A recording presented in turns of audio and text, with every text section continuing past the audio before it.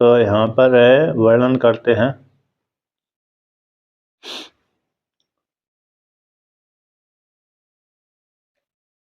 कि जो कर्मकांड है, कर्मकांड में जिनकी बुद्धि आसक्त है, ऐसे व्यक्तियों के लिए जो मोक्ष को देने वाली बुद्धि है, वह बुद्धि उत्पन्न नहीं होती, क्योंकि कामना में ही वो उनकी बुद्धि फंसी रहती है। तो कामना में बुद्धि है, तो फिर आत्मा का चिंतन कैसे करेंगे? आता आता तो उनके लिए आत्मा का चिंतन नहीं हो पाता। और जिसने कामनाओं का त्याग कर दिया है, तो फिर वह धीरे धीरे से अभ्यास करता रहता है। तो वह अभ्यास फिर ज़्यादा पुष्ट होने लगता है। ज़्यादा ज़्यादा अभ्यास करेगा तो ज़्यादा पुष्ट होगा, मतलब ज़्यादा संस्कार बनेंगे, और ज़्यादा संस्कार बनते ही फिर वो उसी की वृत्ति बनती रहती है। तो इस प्रकार से तो जिसका कामनाओं का त्याग कर दिया उसको ये अद्वैत की प्राप्ति हो जाती। जिसको कामनाओं का त्याग नहीं किया उसको अद्वैत की प्राप्ति भी मुश्किल है ना। नहीं, उस वहीं पर है महादेव, पीछे लगा दिए मैंने चित्र लगा दिया, और जो फोटो था वो थोड़ा दूर कर दिए क्योंकि दीमक लगती है यहाँ पर। हाँ, वो फोटो फोटो बनवाने के लिए वो तो ज़्यादा, ये तो 10 रुपये में ज़्यादा है, 10-20 रुपये में, दीमक खराब भी नहीं रहेगी। कागज में चिपक जाती है, इसमें वो पॉलिस्टर देता ना फोटो में, तो नई चेयर खाती। तो देखिए, तो अब आगे कहते हैं कि जो विवेक बुद्धि से रहित है जो व्यक्ति, तेसा उनमें कामात्मना, काम स्वभाव वाले उन लोगों के लिए यत फलम है, जो फल है उसको लेकर कहते हैं। तो 45वें श्लोक में कहते हैं त्रैगुण विषया वेदा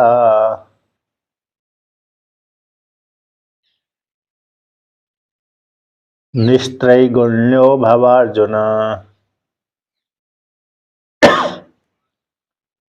निर्द्वंदो नित्य सत्वस्तो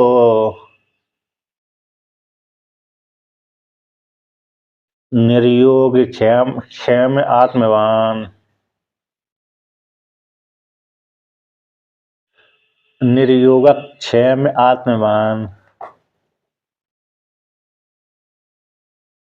जो जो कक्षा का छकार है ना, कक्षा का शामिल करके छ होता है। तो इसको बोलने में शुरू में बोलेंगे तो कक्षा यानी कक्षा बोलना पड़ती है, कक्षा, लेकिन वो शुरू में छ ही निकलता है अपने से। तो क्या निकलता है? छ, और शुद्ध उच्चारण होता ही नहीं है इसका। जैसे धर्मक क्षेत्र कुरुक्षेत्र, वहाँ पे भी धर्मक क्षेत्र बोलना पड़ती है। धर्म क्षेत्र कुरुक्षेत्र बोलेंगे तो फिर यार अशुद्ध हो जाता है। तो अब आगे कहते त्रैगुण विषय वेदा, जब कर्मकांड संबंधी वेद है 3 गुणों को विषय करने वाला है। त्रैगुण विषय यानी जो 1 नंबर टिप्पणी में लिखा है, वेद शब्द तद एक देश से कर्मकांड वाची। यहाँ पर वेद शब्द से क्या लिया गया कि कर्मकांड वाची एक देश ले लिया। वेद के 3 भाग कर दिए थे, ज्ञान कांड, उपासना और कर्म में। ज्ञान कांड, उपासना कांड, कर्म कांड। तो कर्म कांड और उपासना को छोड़ दिया, कर्म कांड को ले लिया। तो कर्म कांड संबंधी जो वेद है वो कैसे है? 3 गुणों को विषय करने वाला है, सत्वगुण, रजोगुण, तमगुण। यदि 3 गुणों को विषय नहीं करेगा तो फिर अरे व्यक्ति कर्म कर ही नहीं सकता है। तो जो रजोगुणी होता है वही व्यक्ति कर्म करता है, सत्वगुण वाला व्यक्ति तो कर्म में कम करता है, ध्यान चिंतन आदि ज्यादा करता है।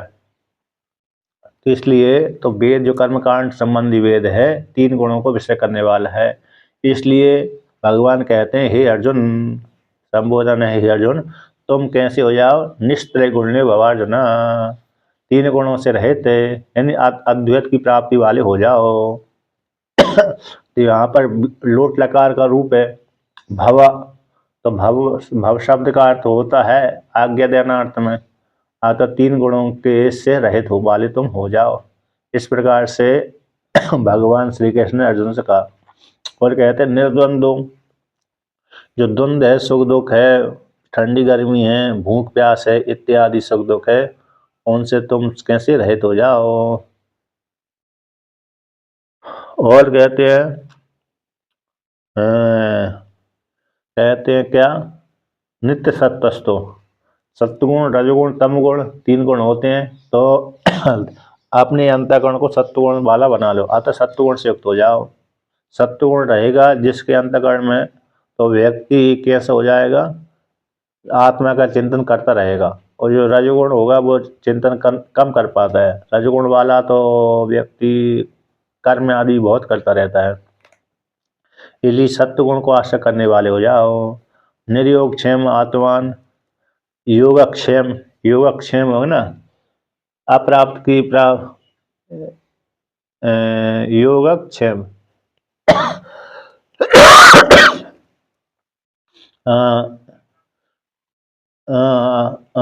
उपात्त का रक्षण, अप्राप्त की प्राप्ति है योग हो गया, और प्राप्ति का रक्षण है रे क्षेम हो गया। प्राप्ति का जो प्राप्त धर्म हमने कमा लिया उसकी रक्षा करना क्षेम हो गया, और जो नहीं है हमको हमारे पास में उसकी हमने प्राप्त कर ली थी योग हो गया। इस प्रकार तो इन दोनों से रहित हो जाओ। निर्योग है, निर्गता योग क्षेमक, अर्थात प्राप्ति अप्राप्ति प्राप्ति में भी ज़्यादा चिंतन मत करो, और प्राप्ति हो गई है उसकी रक्षा करने में भी ज़्यादा विचार मत करो, और कैसे आत्मवान हो जाओ, यानी प्रमाद से रहित हो जाओ। इस प्रकार से भगवान ने, श्री कृष्ण ने अर्जुन से कहा। अब आगे यहाँ पर वर्णन करते हैं,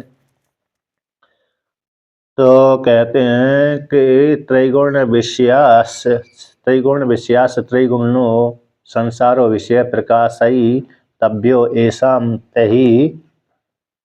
ते वेदास त्रैगुण विषयास तम तु निष्त्रैगुण्यो भवार्जुन निष्कामो भव इत्यर्थ। तो भगवान कहते हैं कि त्रिगुण विषया वेद है, तीन गुण वाला संसार है, तीन गुण वाला संसार है, उस संसार को प्रकाशन करने वाला ये वेद है। कर्मकांड संबंधी तीन गुणों को विषय करने वाला संसार, तीन गुण विषयक संसार है। तीन त्रैगुण है ना, त्रैगुण संसारो, संसार भी कैसे तीन गुणों का कार्य है। प्रधान प्रकृति जो माया है, सत्वगुण रजगुण तमगुण तीन गुण वाली है, तो उसी के द्वारा ये जगत सृष्ट है ईश्वर के माध्यम से। तो ऐसे तीन गुण वाला संसार है, उस संसार को विषय करने वाला है। ऐसे संसार रूप विषय को प्रकाशितव्या, यानी प्रकाशन करता है कौन, वेदा, प्रकाश के योग्य ऐसा जिनका कर्म है, ते वे वेदा। तो वेद तीन गुणों को प्रकाशन करने वाला, तीन गुणों के द्वारा प्रकाशित होने हैं, तीन गुणों का जो कार्य जगत संसार है उसको प्रकाशन करने वाले हैं। इसलिए त्रैगुण विषया, वेद कैसे तीन गुणों को प्रकाशन करने वाले, जगत को ही देने वाले होते हैं कर्मकांड संबंधी। इसलिए तुम हे अर्जुन कैसे हो जाओ, निष्त्रैगुण हो जाओ, और निष्काम भवा, निष्काम हो जाओ। तो यहाँ पर जो भव शब्द आया ना, भव लोट लकार का मध्यम पुरुष का एक वचन, तो यहाँ पर कहते हैं जो क्रियापद है, कैसा, तो क्रियापद हो जाने से वहाँ यहाँ पर कहते हैं कि सभी जगह जोड़ लेना चाहिए। इस भव शब्द को, भव पद को सुप्तिगंतम पदम सुबंतम तिगंतम से पद संज्ञा होती है व्याकरण में। तो भव एक पद शब्द है। हाँ, नहीं सत्वगुण को आश्रय ले ना, निष्काम तो सत्वगुण को आश्रय लेते वो सत्वगुण भी तीन गुणों पर फिर काम नहीं करता ना, सत्वगुण वाला ज्यादा काम नहीं होती उसकी। दो गुणों वाला, तमगुण वाला तो प्रमादी रहता है, रजगुण वाला कर्म करता रहता है, सत्वगुण वाला ध्यान चिंतन करता रहता है। लेकिन मन में कोई कामना नहीं है, मन में कोई कामना नहीं है तो फिर वो निष्क्रिय गुण हो गया। अर्थात सात्विक वाले व्यक्ति के मन में कामना नहीं उत्पन्न होती ज्यादा। अब आप ये मतलब ये है, किसी को देख करके नहीं लगा सकते, किसी जैसे कोई महात्मा आदि बन भी जाता है ना, तो उसमें सत्वगुण है, रजगुण बैठा हुआ है तभी उसके मन में कामना है। सत्वगुण बैठा रहेगा तो फिर कामना कम हो जाएगी। मतलब ये प्रधानता है कि सत्वगुण वाले में कामना कम होती है, रजगुण वाले में तमगुण में ज़्यादा होती है। रजोगुण वाला कर्म करता रहता है, तमोगुण वाला प्रमादी रहता है और सत्वगुण वाला ध्यान चिंतन आदि रहे।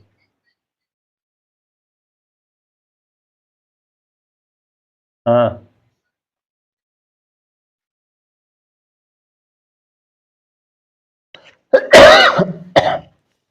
हाँ, तो मतलब ये सत्वगुण को आश्रय लेकर के ही, क्योंकि सत्वगुण व्यक्ति में नहीं रहेगा ना, तो वो निष्काम नहीं होगा।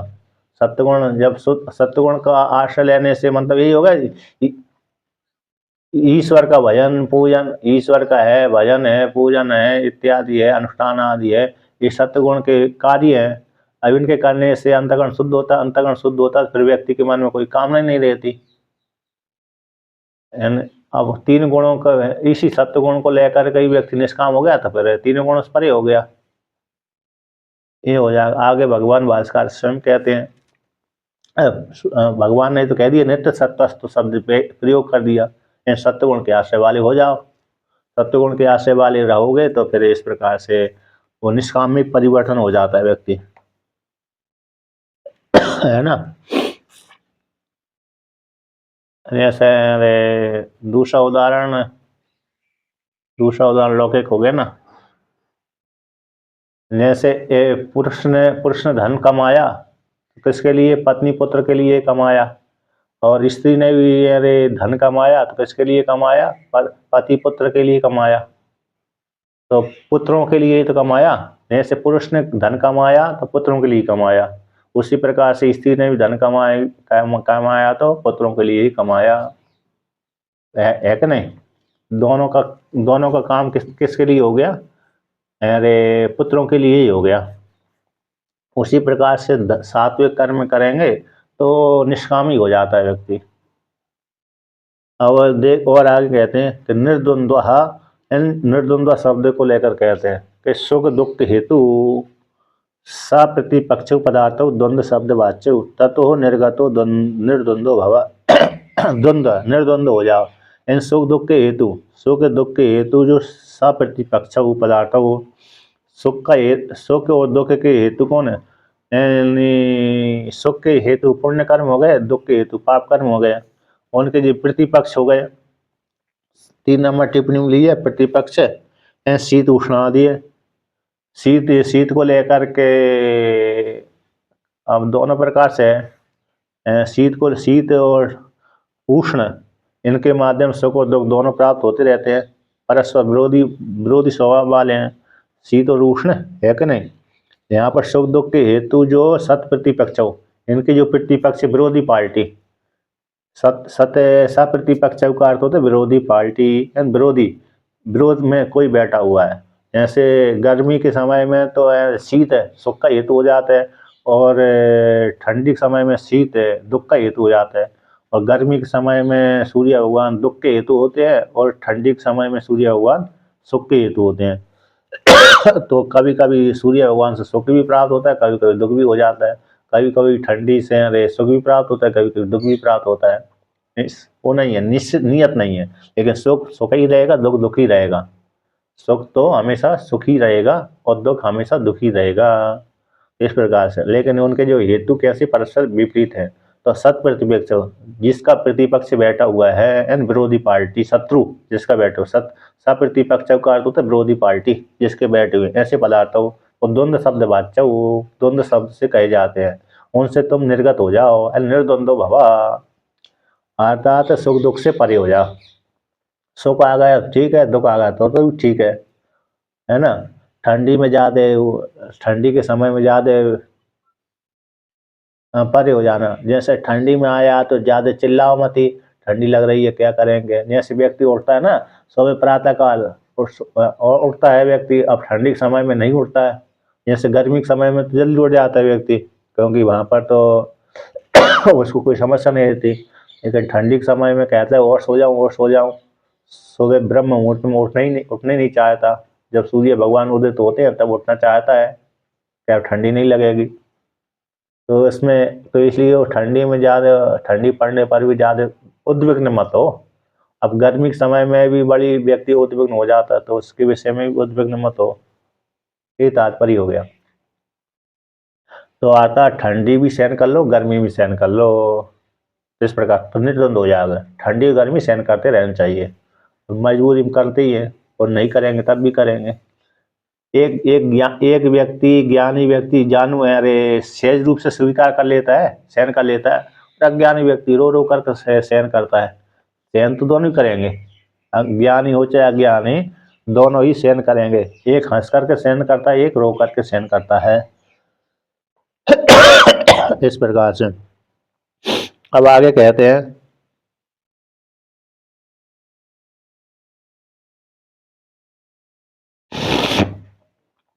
आगे वर्णन करते हैं। सप्रतिपक्ष परस्पर विरोधित्वम पदार्थौ, यहाँ पर अरे सप्रतिपक्षत्व का टीकाकार कहते हैं परस्पर विरोधित्वम, एक दूसरे के विरोधी है। और सुख दुख का विरोधी है, दुख सुख का विरोधी है। सुख दुख का विरोधी है, दुख सुख का विरोधी है। और भी इस प्रकार से, और कहते हैं पदार्थ शब्द से यहाँ पर शीत उष्ण आदि ग्रहण कर लेना चाहिए। अब कहते हैं कहाँ पर, तथा उसी प्रकार से निर्योगक्षेमो अनुपातस्य उपादानम योगः, उपात्तस्य लक्षणम क्षेम, ये लक्षण है योग का लक्षण और क्षेम का लक्षण। कहते हैं अनुपात, हमारे पास में घृत नहीं है, उपात्य घृत हो गया, उपात्य का अर्थ हो गया घृत, है वस्तु हमारे पास में, घर में है तो घृत हो गए। अनुपात्य ने हमारे पास में घर में अथवा हमारे पास में है ही नहीं है वो वस्तु। अब उसे को जो हमारे पास में वस्तु नहीं है उसके लेने के लिए हम दूसरे के पास में जाते हैं, बाजार में जाते हैं, जंगल में जाते हैं, अन्य जगह जाते हैं, तो उसको अनुपात्य जो हमारे पास में जिस वस्तु जो वस्तु नहीं है उस वस्तु का ग्रहण करना, उपादान ग्रहण करना, उसका अर्थ हो गया योग हो गए। और उपात्त से प्राप्त हो गई, जंगल में हम गए थे वो वस्तु हमको प्राप्त हो गई, अथवा अरे घर में ही प्राप्त हो गई, अथवा जैसे हमको विशेष रूप से व्यक्ति को सोना चांदी आदि मिल जाए कहीं, कहाँ पर जमीन में गड़ा हुआ मिल जाए तो उसकी रक्षा करता है व्यक्ति, तो अथवा जंगल में मिल जाए या तो नदी किनारे मिल जाए। अभी तो नहीं मिलता, पहले मिलता रहता था, लोग सोना चांदी खूब पहनते रहते थे। अब तो कम पहनते हैं। तो कहते हैं जो घृत हो गया उसकी रक्षा करना क्षेम कहलाता है। तो योगक्षेम प्रधानस्य, कहते योग क्षेम प्रधान वाले व्यक्ति का श्रेयसी प्रवृत्ति दुष्कर इति अर्थो इति दुष्कर इति अतो निर्योग क्षेमो भवा। यहाँ पर भगवान भास्कर कहते हैं जो योग क्षेम प्रधान वाला व्यक्ति है, योग योग करता रहता है, अप्राप्ति प्राप्ति के लिए प्रयत्न करता रहता है और प्राप्ति की रक्षा करता रहता है, ऐसे वाले व्यक्ति को श्रेय मार्ग में प्रवृत्ति बड़ी कठिन है। श्रेय मार्ग मोक्ष मार्ग, तो मोक्ष मार्ग में प्रवृत्ति बड़ी कठिन है। तो कठिन हो जाने से इसलिए तो हे अर्जुन तुम कैसे हो जाओ, निर्योग क्षेम भवा, निर्योग क्षेम हो, तो निर्योग क्षेम वाले हो जाओ। हाँ ठीक है, आज्ञा देते रहिए, करते रहिए, अरे ज़्यादा उसमें आसक्त मत रहिए। ऐसे कोई व्यापार करता है, अब करेगा, व्यापार नहीं करेगा तो उसका व्यापार ही बंद हो जाएगा, मतलब उसमें ज़्यादा आसक्ति ना होना है, क्या नहीं, क्या ना होना, आसक्ति ना होना। आसक्ति रहेगी तो फिर व्यक्ति की बड़ी समस्या हो जाएगी। अब जैसे अभी तो राजा है, राजा है तो फिर यदि रक्षा नहीं करेगा तभी समस्या है। इसलिए राज करता हुआ भी उसमें आसक्त ना होकर के राज करता रहे, इस प्रकार से। और जो हमने धन कमाया उसमें भी ज़्यादा आसक्ति न रहे, ठीक है, कमा लिया और काम चल रहा है तो चल रहा है, घाटा हो गया तो कोई समस्या नहीं है, अरे न, अरे वृद्धि हो गई तो भी कोई समस्या नहीं है। और क्या मतलब वृद्धि हो जाने पर समस्या होती नहीं है, घाटे होने पर ही समस्या होती है व्यक्ति को। इसलिए उद्विग्न ना हो, घाटा होने पर उद्विग्न ना हो, और ज़्यादा अरे संपत्ति खूब आ गई तो प्रसन्न ज़्यादा ना हो, यही इसका भावार्थ है। अब कहते हैं आत्मवान, आत्मवान अप्रमत्तश्च भवा, प्रमाद से रहित हो जाओ। आत्मान आत्म अंतःकरण को संयम वाले बन जाओ, यानी प्रमादी मत हो। जो आत्मवाल होता है ना, जैसे एक जगह वहाँ पर आता है ना, कहाँ पर आता है, अरे आचार्यवान मातृमान पितृमान, है ना, आचार्य मातृ सबसे पहला होता है बालक मातृमान। जो बालक पैदा होता है, पैदा होने के पश्चात सबसे पहला गुरु उसकी माता होती है, तो माता उसको अनुशासित करती है, तो मातृमान कहलाता है। फिर जब माता से ऊपर चला जाता है वही बालक, तो पिता के अधीन हो जाता है, पिता के अधिकार में चला जाता है, तो पिता उसको शिक्षा देता है, तो फिर पिता के द्वारा शिक्षा हो जाने पर पितृमान कहलाता है। अब पिता भी उसमें अब सामर्थ्य है, शिक्षा देने में समर्थ नहीं है, माता ने जितनी शिक्षा दी, जिस माता के पास में जितनी शिक्षा थी उसने दे दिया, मैं अब उसके पास में इतनी सामर्थ्य नहीं है कि आगे शिक्षा दे सकूं। अब वो उसकी अब आगे सामर्थ्य किसमें आ जाती है, पिता में आ जाती है, तो पिता उसको शिक्षा देता है। अब पिता के पास में जितनी शिक्षा थी वो दे दिया उसने, अब उसने भी ज़्यादा सामर्थ्य नहीं है, अब उसने क्या कर दिया, अपने पुत्र को गुरुकुल में दे दिया, आचार्य के पास छोड़ दिया, वो आचार्य सारी विद्या उसको पढ़ा दी। तो 3 के द्वारा अनुशासित हो गया व्यक्ति। किसके द्वारा? पहला तो माता के द्वारा अनुशासित हुआ, फिर पिता के द्वारा अनुशासित हुआ, फिर शास्त्र के माध्यम से आचार्य के द्वारा अनुशासित हुआ। तो ऐसा जो व्यक्ति तीनों के द्वारा अनुशासित होता है वो गलत कार्य कभी भी नहीं करता, इसलिए प्रमाणित कहलाता है व्यक्ति। मातृमान, पितृमान और आचार्यवान। इसलिए यहाँ पर कहते हैं आत्मवान, यानी प्रमाद से रहित हो जाओ, यानी इंद्रियों को संयम करके रहो और प्रमादी मत बनो। प्रमाद हो गई मृत्यु, वाकात है, प्रमादी वाले व्यक्ति ही मृत्यु कहलाता है। जो आलसी व्यक्ति होते हैं वो कैसे हो जाते हैं, अपने पुरुषार्थ से च्युत हो जाते हैं। आलसी आलसी व्यक्ति होते कि नहीं होते? आलसी व्यक्ति तो कहते हैं आज नहीं कल अगले दिन कर लेंगे हम कार्य, अगले दिन याद हो गया, अरे अभी तो बहुत समय है, फिर बाद में कार्य कर लेंगे, तो कार्य हो ही नहीं पाता। इसलिए ऐसे प्रमादी मत बनो।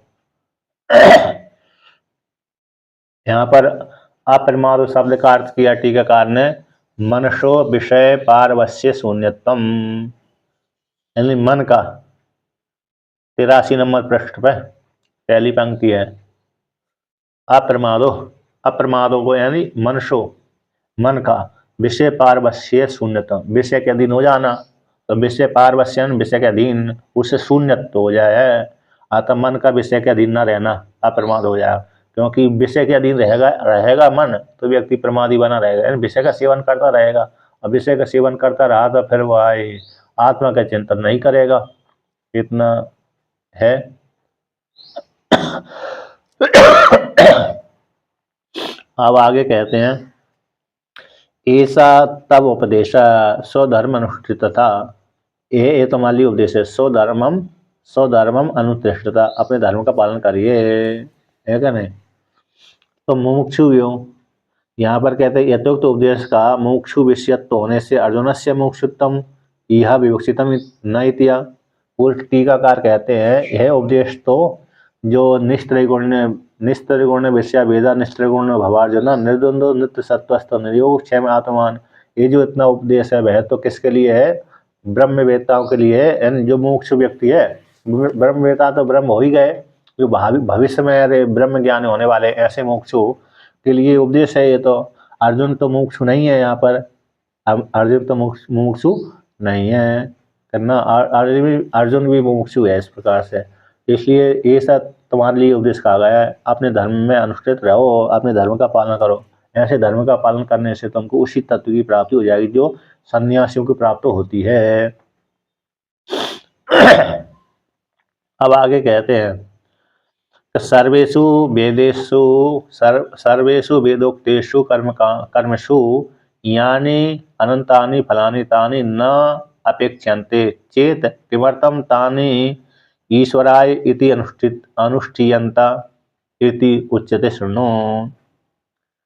ईश्वर अर्पण बुद्धि के द्वारा अपने धर्म के अनुष्ठान में भी फल कामना का अभाव हो जाने से वैफल्यम योग मार्ग से इति मनमाना संगत है। यहाँ पर कहते हैं ईश्वर अर्पण बुद्धि से, ईश्वर अर्पण बुद्धि के द्वारा अपने धर्म के अनुष्ठान में भी फल की कामना का अभाव हो जाने से कोई फल ही नहीं मिला, तो योग मार्ग का है ना, कोई फल ही नहीं मिला, तो फिर कैसे हो जाएगा?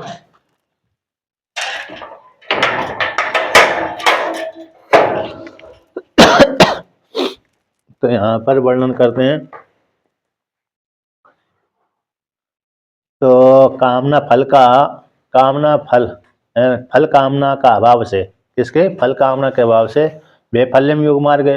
अब कोई जो योग मार्ग विफल हो गया ऐसा मानते हुए कहते हैं, मतलब पूर्व पक्षी शंका करता है ईश्वर अर्पण बुद्धि से अपने धर्म का अनुष्ठान करने पर भी फल की कामना न होने से योग मार्ग तो जब फल की कोई कामना नहीं तो योग मार्ग फिर निष्फल वाला हो गया, निष्फल फल वाला हो गया, फिर निष्फल तो कोई काम का होता नहीं है। तो ऐसी प्राप्ति हो जाने पर कहते हैं सर्वेषु वेदोक्तेषु, वेदोक्तेषु कर्मसु, जितना भी वेद भाग है कर्म कांड वाले वेद भाग में, यानी अनंतानी फलानी, जो अनंत फल वाले कर्म कांड है ना, कर्म कांड है, एक ही फल को देने वाले कर्म होते हैं ऐसी बात नहीं है। जैसे इंद्र संबंधी कर्म में अलग फल को देगा, सूर्य संबंधी फल कर्म में अलग फल को देगा, विष्णु संबंधी कर्म में अलग फल को देगा, शिव संबंधी कर्म में अलग फल को देगा। अब व्यक्ति ने जिस कामना से युक्त होकर के कर्म किया उसी प्रकार के फल उसको प्राप्त होगा। तो कर्म कांड, वेदोक्त वाले कर्म कांडों में, कर्मों में यानी अनंतानि फलानी, जो अनंत फल कहे गए हैं, तानि उनको न अपेक्षन्ते, उनकी अपेक्षा नहीं की गई है। चेत तो किस लिए तानि, जब उनकी अपेक्षा की नहीं गई है, यानी अनंत फल को देने वाले जो कर्मकांड है उनकी अपेक्षा नहीं की गई, तो किस लिए, तो तानि उनको नहीं की गई है, तो न अपेक्षन्ते चेत तो किस लिए, किमर्थम किस लिए, तानि उन कर्मों को ईश्वर के लिए अनुष्ठीयन्ते, ईश्वर के लिए क्यों अनुष्ठान किया है कि नहीं। ऐसी प्राप्ति हो जाने पर उसको लेकर के कहते हैं, तो इति उच्यते, तो वर्णन करते हैं यहाँ पर बंदर, बंदरों का हावला।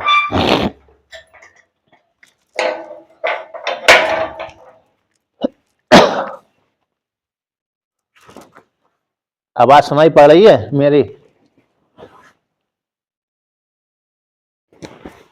हैं?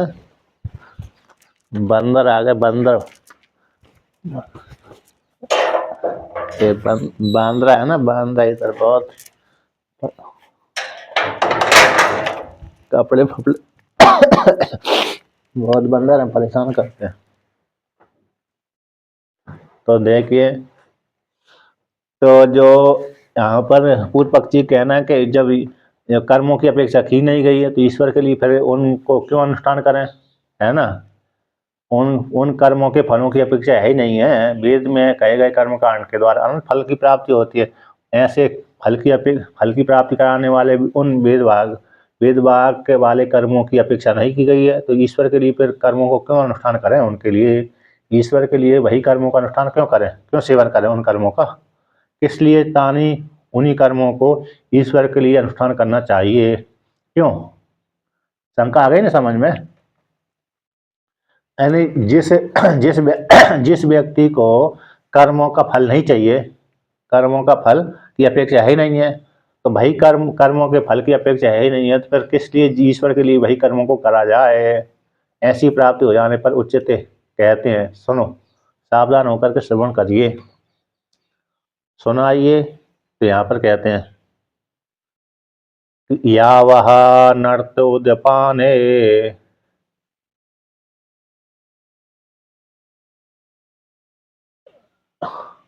सर्वतः समपिलुतोदके,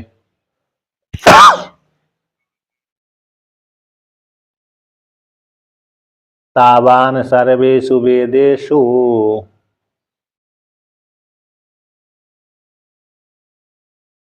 ब्राह्मणस्य विजानतः।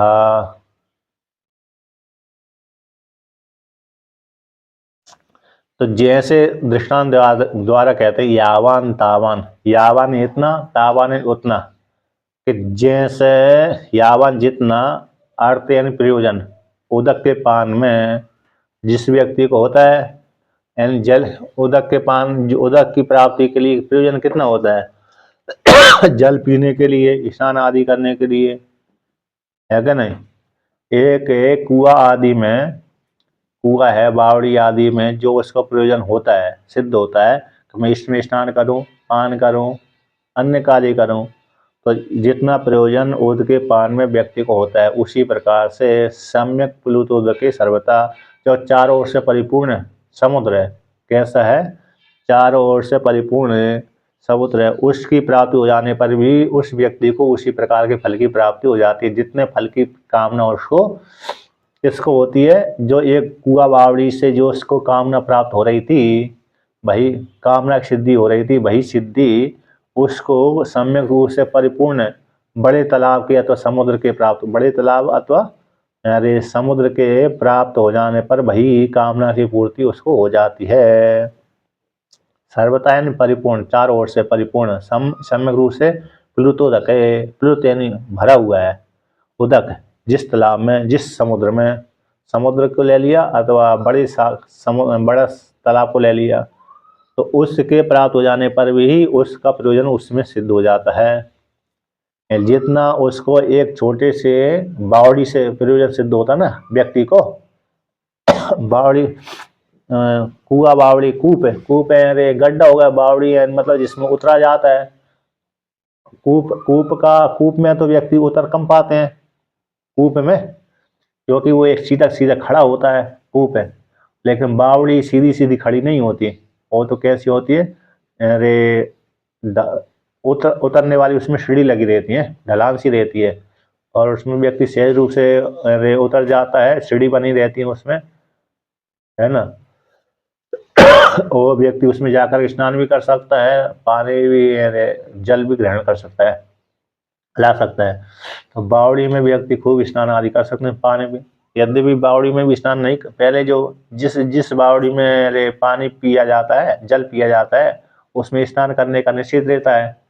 हाँ, जिस जिस जिस बावड़ी में अरे जिस बावड़ी से व्यक्ति जल का पान नहीं करते, मतलब पीते नहीं है, प्रयोग पीने वाले में काम नहीं लेते, उसमें तो स्नान खूब करते हैं। इसलिए दो प्रकार की बावड़ी बनाते हैं लोग, एक पीने वाली अलग हो गई, एक अरे स्नान करने वाली अलग हो गई। तो बावड़ी में तो स्नान खूब करते हैं लोग, मतलब उतर जाते हैं। तो जैसे वो है, अच्छा हाँ, मतलब नहीं बहुत अंदर नहीं अभी, हाँ अभी भी बावड़ी है खूब, कई जगह है जहाँ पर पानी कम रहता है, वहाँ पर जैसे गुजरात में बावड़ी बनी हुई है, राजस्थान में, गुजरात में, यहाँ पर बड़ी रहती है।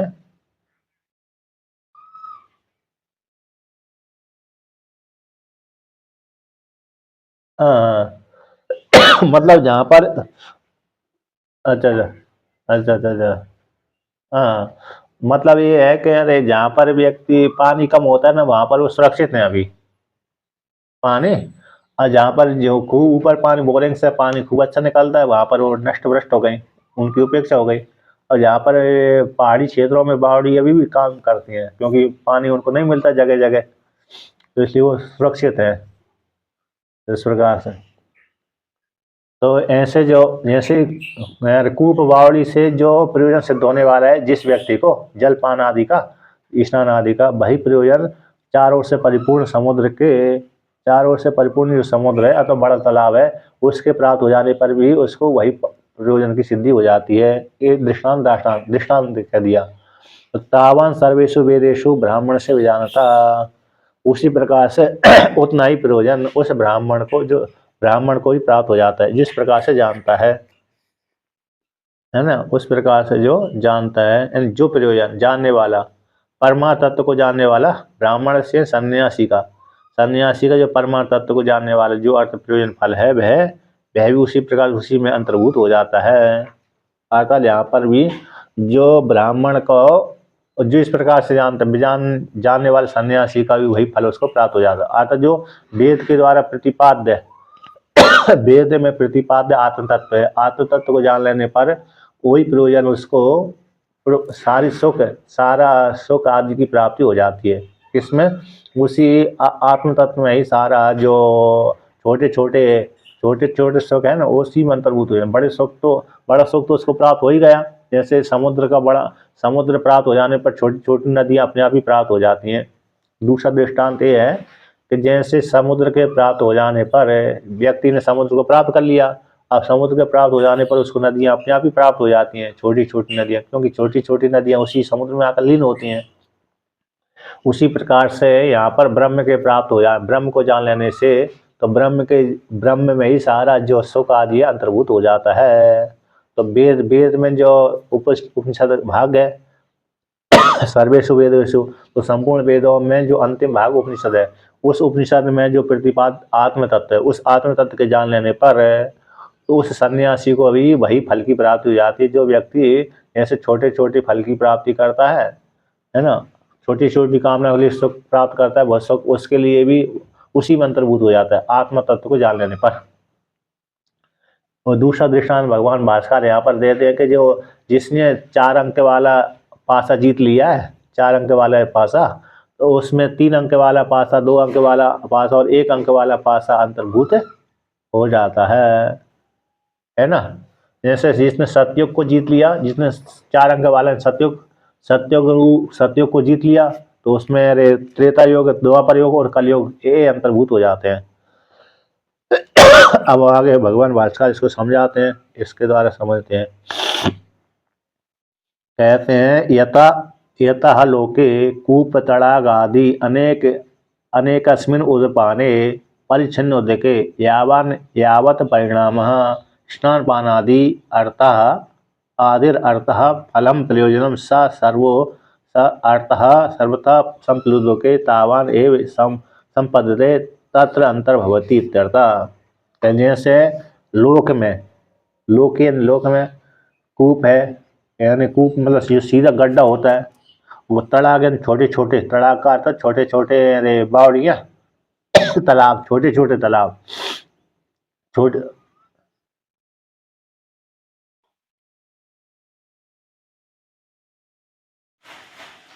नहीं यहाँ पर तो ये है कि प्रयोजन नहीं, जो यार जो छोटे छोटे तालाब में जो प्रयोजन सिद्ध हो रहा था वो बड़े में भी प्रयोजन सिद्ध हो जाता है, अंतर्भूत हो जाता है।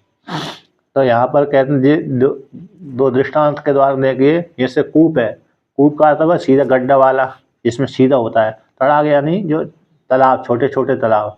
आदि अनेकस्मिन् उदपान में परिच्छिन्न, तो इसलिए यहाँ पर आगे भगवान भास्कर ने कह दिया परिच्छिन्न उदक में, यानी जहाँ पर सीमित जल पाए जाते हैं, ज़्यादा जल नहीं है इसमें, ज़्यादा जल जिसमें नहीं है, ऐसे उसमें यावान यानी जितना परिणाम, यावान का यावत परिणाम, यावत परिणाम क्या है, व्यक्ति किस लिए इनको कुआ बावड़ी को बनाता है, कहते हैं स्नान पान आदि के लिए। तो स्नान पान आदि जो अर्थ यानी फल है, प्रयोजन है, सब है प्रयोजन, यानी कुआ बावड़ी के बनाने का प्रयोजन ये है कि स्नान करने के लिए, पान करने के लिए, कि जो प्रयोजन रूप फल है सब है सर्वथा संप्लुदके भाई, संप्लुदके यानी सम्यक, सर्वथा यानी सम्यक रूप से परिपूर्ण है, सम्यक रूप से परिपूर्ण। ऐसे तालाब, बड़े तालाब में अथवा समुद्र में अथवा नदी में ले लो, अथवा जैसे गंगा नर्मदा जी नदी ले लो, है ना, अथवा यारे समुद्र ले लो, अथवा यारे बड़ा तालाब ले लो।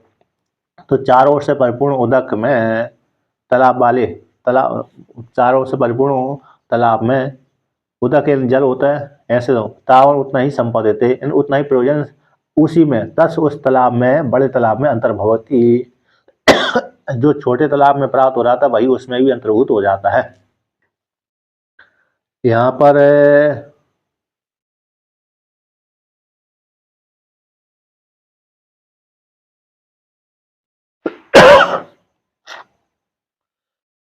यत फलगुत्वेन लीयते तद फलम,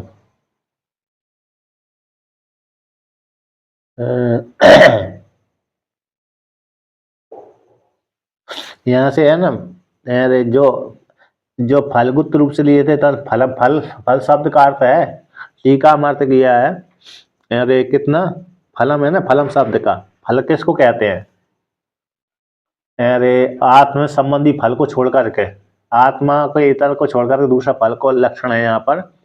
अरे 83 नंबर पृष्ठ पे से में 1 2 3 नीचे से तीसरी पंक्ति है।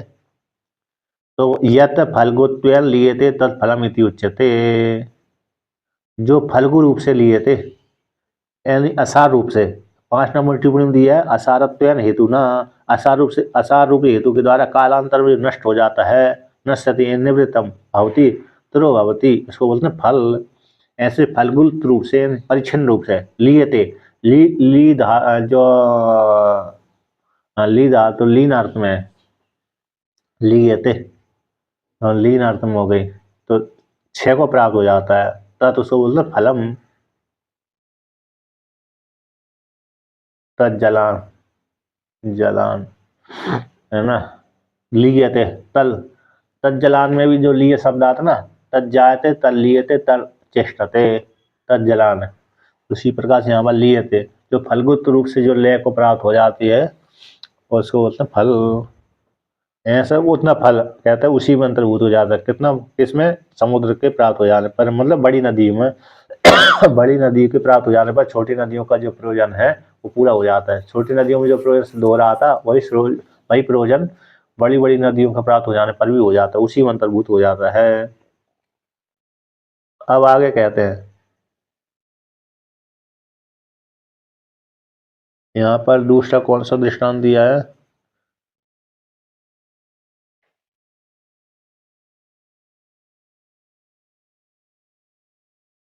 जैसे जैसे यहाँ पर दिया है 83 नंबर पृष्ठ की अंतिम पंक्ति में, घटाकाशादिर इव महाकाशे परिच्छिन्न उदक कार्यस्य अपरिच्छिन्न उदक कार्य अंतर्भाव भवति। जैसे तत्प्राप्तौ इतर अपेक्ष अभवात, मतलब जैसे घटादि आकाश का घट आकाश आदि का महाकाश में अंतर्भूत हो जाते हैं। महाकाश में घट के भीतर गए हुआ आकाश है वो अंतर्भूत हो जाता है। उसी प्रकार से परिच्छिन्न उदक का अपरिच्छिन्न उदक में अंतर्भाव हो जाता है, तो उसी उदक कार्य का अपरिच्छिन्न उदक कार्य में अंतर्भूत हो जाता है। अपरिच्छिन्न उदक का कार्य परिच्छिन्न कार्य है, यानी बड़े तालाब में ही छोटे तालाब का अंतर्भूत हो जाता है।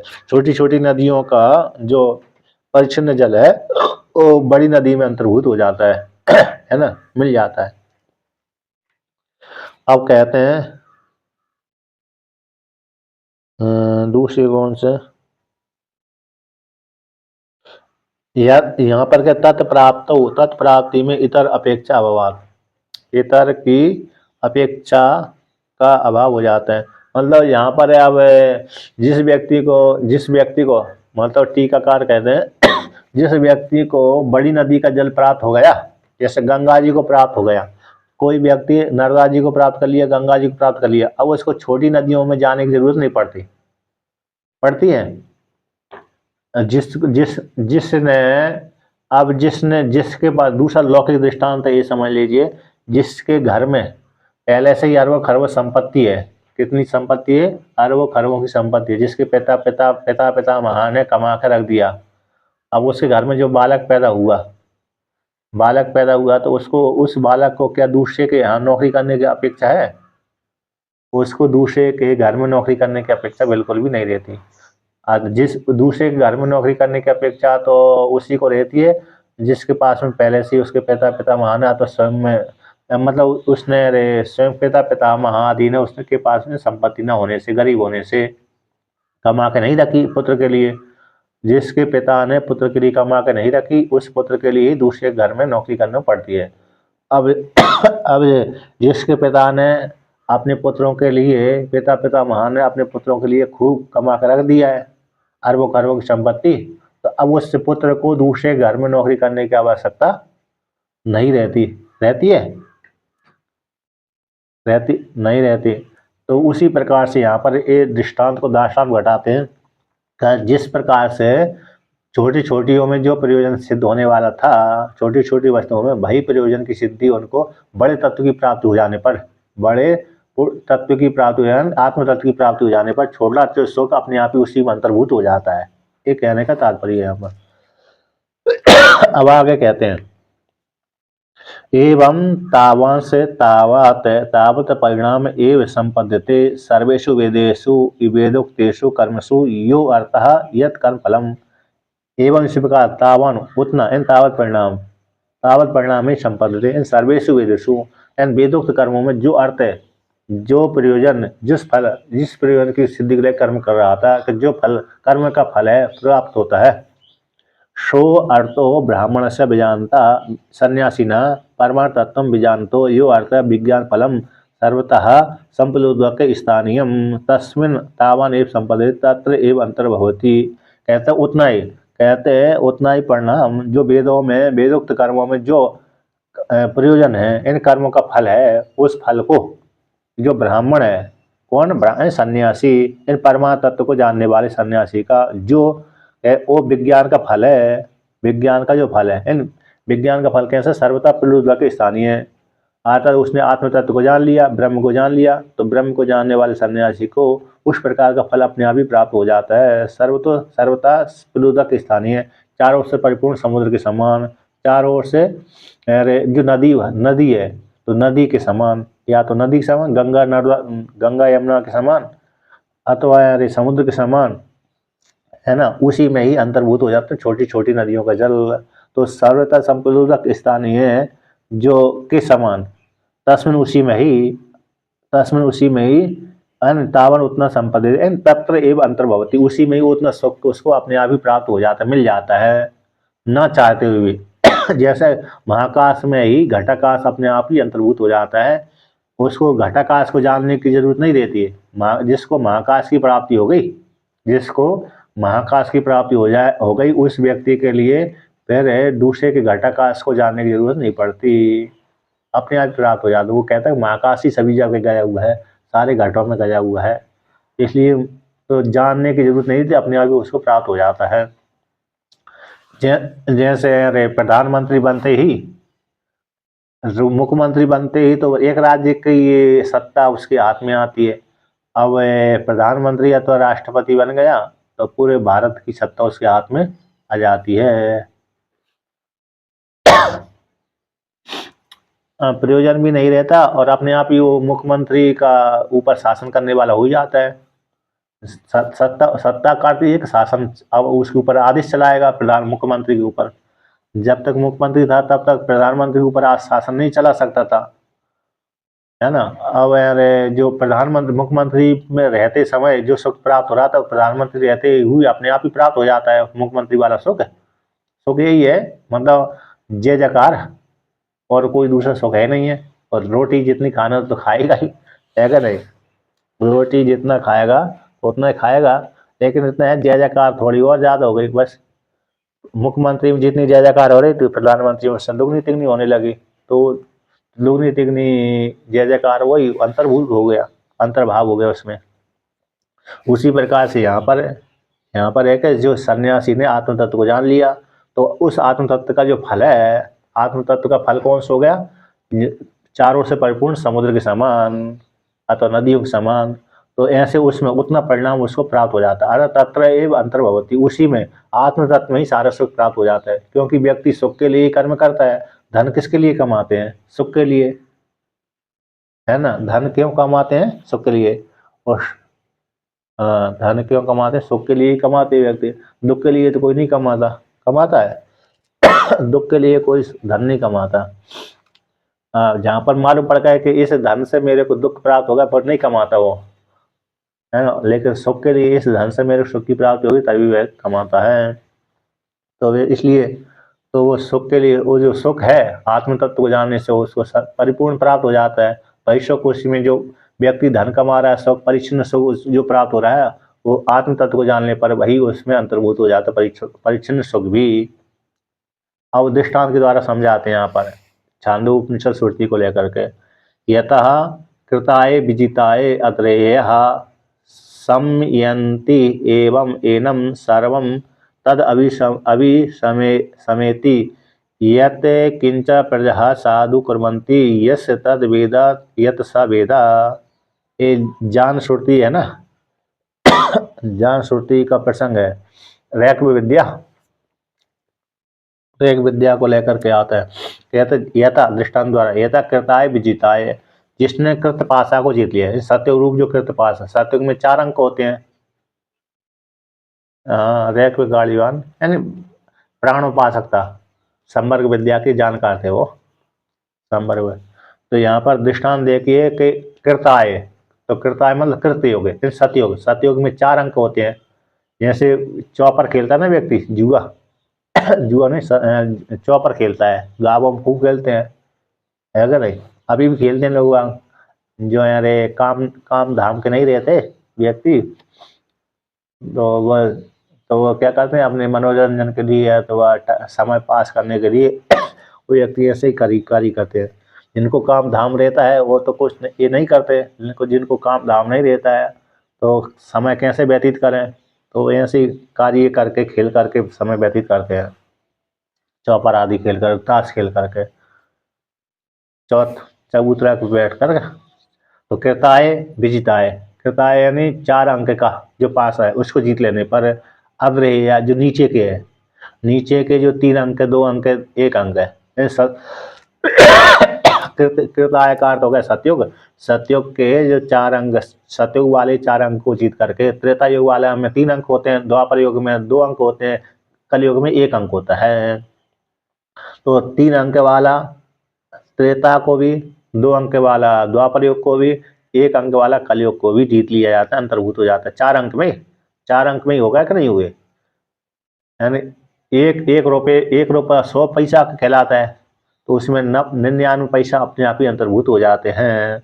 उसी प्रकार से यहाँ पर दृष्टांत दे दिया, सतयुग में ही त्रेता युग, द्वापर युग और कलयुग अंतर्भूत हो जाते हैं। 4 अंक में 3 1 अंक, 2 अंक और 3 अंक अंतर्भूत हो जाते हैं, समयंती, तो समयंती अंतर्भूत हो जाते हैं। एवं इसी ये दृष्टांत दे दिया, एवं इसी प्रकार से एनम, एनम समर विद्या को जानने वाले को सर्वम तद अभिसमेत्या कहते हैं, जो इस प्रकार से संवर्ग विद्या को जानते हैं, प्राण की उपासना करता है, हिरण्यगर्भ की उपासना करता है, संवर्ग विद्या करते हैं हिरण्यगर्भ, हिरण्यगर्भ की उपासना करने वाले को भाई सुख की प्राप्ति हो जाती है, ईश्वर पुरुष अभिसमेत प्राप्त होती, अभिसमेति, अभिसम एति, तो अभिसम एति का अर्थ कर दिया, तो तद यानी भय, उस फल को प्राप्त कर लेता है कौन, अभिसमेति का अर्थ कर दिया 2 नंबर टिप्पणी में, प्राप्त होती, प्राप्त कर लेता है, अर्थात क्या प्राप्त कर लेता है कि यत किंचा प्रजा साधु कुर्वन्ति, जो प्रजा साधु कर्म करती है ना, तो साधु कर्म यानी पुण्य वाले कर्म, तो पुण्य वाले कर्म करने से उनको जो सुख की प्राप्ति होती है, पुण्य कर्म करने से सुख की प्राप्ति होती है, तो पाप वाले कर्म करने से दुख की प्राप्ति होती है। तो जो प्रजा साधु कर्म करती है, प्रजा साधु कुर्वन्ति, यहाँ पर साधु शब्द का प्रयोग कर दिया, नहीं तो जो कुर्वन्ति इतना कर दे तो पाप वाले कर्म भी आ जाते। तो जो प्रजा साधु कर्म करती है, तो साधु कर्म करने का फल सुख हो गया, तो सुख, जो सुख उसको प्रजा को प्राप्त होता है वही सुख है। या तो यस तद वेदा यत सा वेदा, जो इस प्रकार समर विद्या को जानता है, यद वेद्यम वस्तु, जो वेद वस्तु है, रैक उस वेद वस्तु को जानता है, तो तद अन्यो अपि पुरुषो वेदा स एवं पुरुष तत् सर्वम अभिसमेति यत किंच प्रजा साधु कुर्वन्ति इति संबंध। 3 नंबर टिप्पणी दिया, तो उस तत्व को रैक जो है जानता है, तो जो कुछ भी जो भी प्रजा साधु कर्म करती है, वही प्रजा साधु कर्म करने से जो उन प्रजा को फल प्राप्त होता है, वही इसे रैक को फल प्राप्त हो जाए। और जो कोई व्यक्ति रैकवे के समान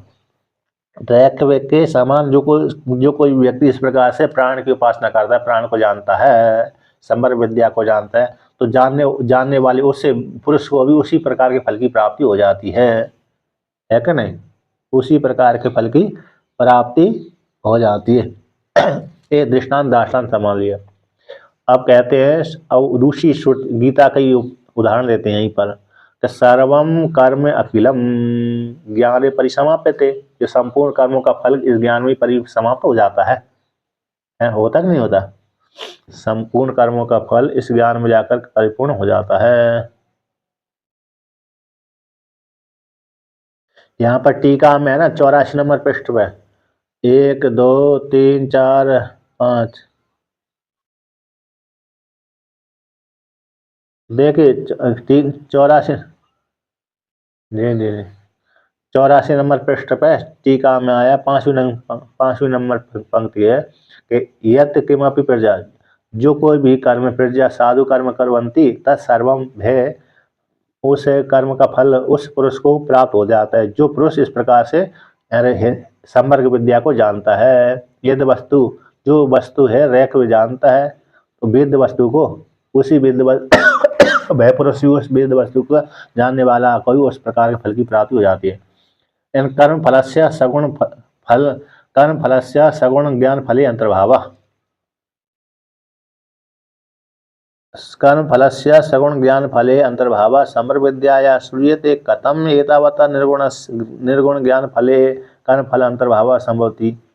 यहाँ पर कहते हैं, पूर्व पक्षी शंका कर रहा था कि कर्म फल का, जो कर्मों के फल का सगुण ज्ञान फल में अंतर्भाव संवर्ग विद्या में सुना गया है।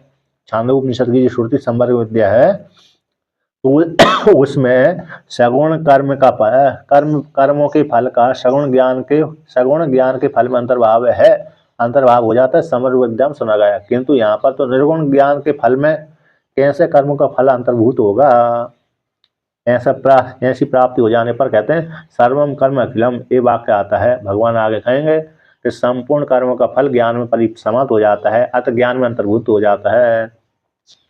तस्मात् निगमन करते हैं, तस्मात् प्राग ज्ञान निष्ठा अधिकार प्राप्त है कर्मणि अधिकृतेन कूपतड़ागादि अर्थ स्थानीयम अपि कर्म कर्तव्यम। इसलिए तस्मात् इसी प्राग ज्ञान निष्ठा के अधिकार की प्राप्ति से पहले, जब तक व्यक्ति को ज्ञान निष्ठा का अधिकार प्राप्त नहीं हुआ, ज्ञान निष्ठा में अधिकार प्राप्त नहीं हुआ, अतः अभी तक ज्ञान की योग्यता नहीं आई, तब उससे पहले व्यक्ति को कर्मों में अधिकृत है, कर्मों का अधिकारी है।